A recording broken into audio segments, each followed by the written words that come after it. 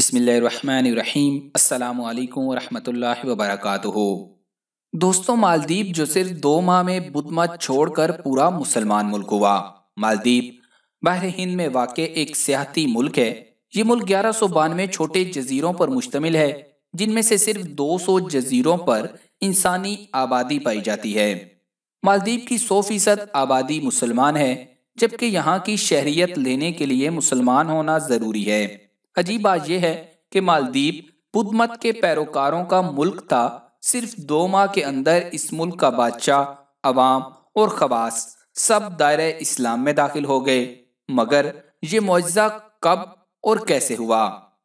یہ واقعہ مشہور سیاح ابن بطوطہ نے مالدیپ کی سیاحت کے بعد اپنی کتاب میں لکھا ہے۔ ابن بطوطہ ایک عرصے تک مالدیپ میں بطور قاضی کام کرتے رہے ہیں۔ وہ اپنی کتاب تحفۃ النظار فی غرائب الامصار و عجائب الافسار میں لکھتے ہیں کہ مالدیپ کے لوگ بدمت کے پیروکار تھے اور حد درجہ توہم پرست بھی۔ اسی بدعقیدگی کے باعث ان پر ایک عفریت یعنی جن مسلط تھا۔ وہ عفریت ہر مہینہ کی آخری تاریخ کو روشنیوں اور شمعوں کے جلو میں سمندر کی طرف سے نمودار ہوتا تھا، اور لوگ سمندر کے کنارے بنے بتخانہ میں ایک دوشیزہ کو بناؤ سنگار کر کے رکھ دیتے۔ وہ عفریت رات اس بتخانے میں گزارتا اور صبح وہ لڑکی مردہ پائی جاتی اور لوگ اس کی لاش کو جلاتے۔ عفریت کے لیے دوشیزہ کا انتخاب بذریعہ قرعہ اندازی ہوتا تھا۔ ایک بار قرعہ اندازی میں ایک بیوہ بڑھیا کی بیٹی کا نام نکلا تھا۔ رو رو کر بڑھیا نڈال ہو چکی تھی۔ گاؤں کے لوگ بھی بڑھیا کے گھر جمع تھے۔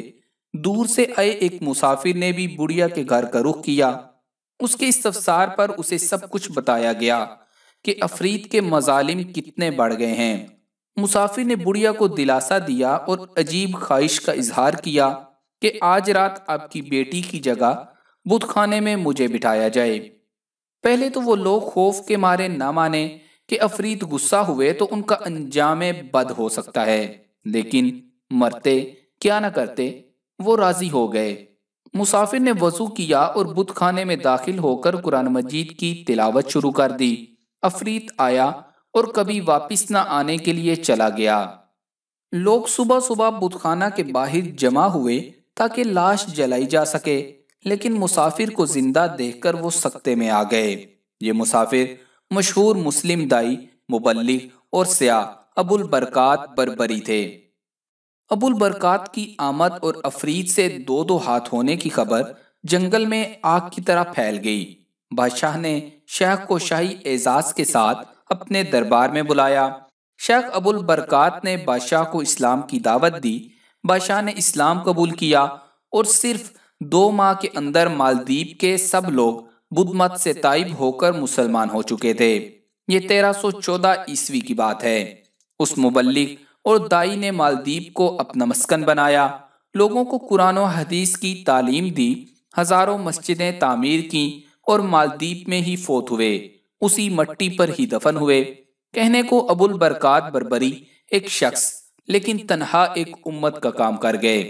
آج بھی ان کو برابر اجر مل رہا ہوگا۔ تو معزز دوستو، اس ویڈیو کو دوسروں کی معلومات میں اضافہ کے لیے شیئر ضرور کریں۔